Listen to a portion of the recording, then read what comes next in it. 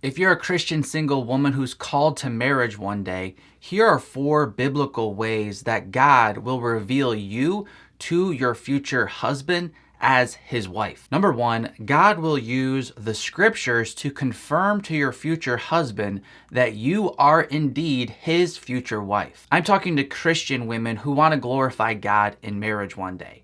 I'm talking to those women who would rather be single than compromise and marry a man who doesn't love Jesus. So if you're committed to marrying a guy who is truly seeking the Lord's wisdom and guidance, that means the man you're going to wait for will absolutely be reading the scriptures every day, and the Lord will use those scriptures in his life. So how will that look in practical ways?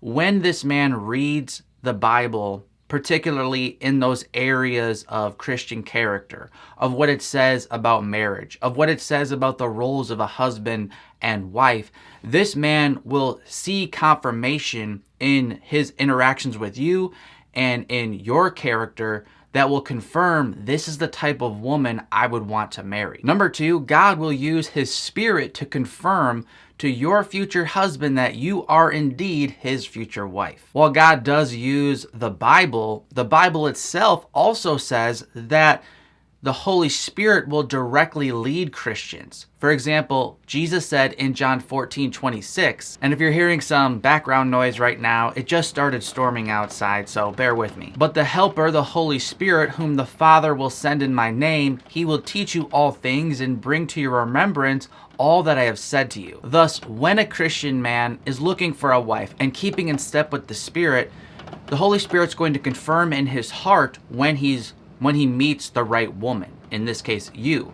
Now, of course, this is usually occurring through a process of, pursuing a little bit, getting confirmation, pursuing more, getting more confirmation. But the big picture here is that the Holy Spirit will give him that supernatural peace to confirm, yes, I am actually leading you to be with this woman. Number 3, God will use the circumstances to confirm to this man that you are indeed his future wife. The Bible's really clear that God is sovereign, and ultimately, he's the one who has the final say on the outcome of what occurs. Now, that doesn't mean we aren't free.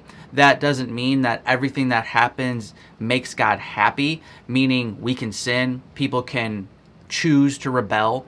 But big picture, the scriptures do say that ultimately the will of God does occur. Thus, when a Christian man's looking for a Christian wife, he's going to know that the circumstances that need to occur are going to have to occur because God is making them happen. He knows that those doors that only God can open will need to be opened if he's actually meeting the woman that God has for him. If there are circumstantial barriers that are just outside of his control, this man will know God is not leading me to marry this woman, because if he was, there would be a path for this to actually occur in reality because God is sovereign. And number 4, God will use you to confirm to your future husband that you are indeed his future wife. Yes, your husband, your future husband, will need to pursue you. It is the man's job to do a lot of initiating and pursuit, and he will just need to hear on his own from God that he should do that towards you. However, God also will speak to this man through your actions, because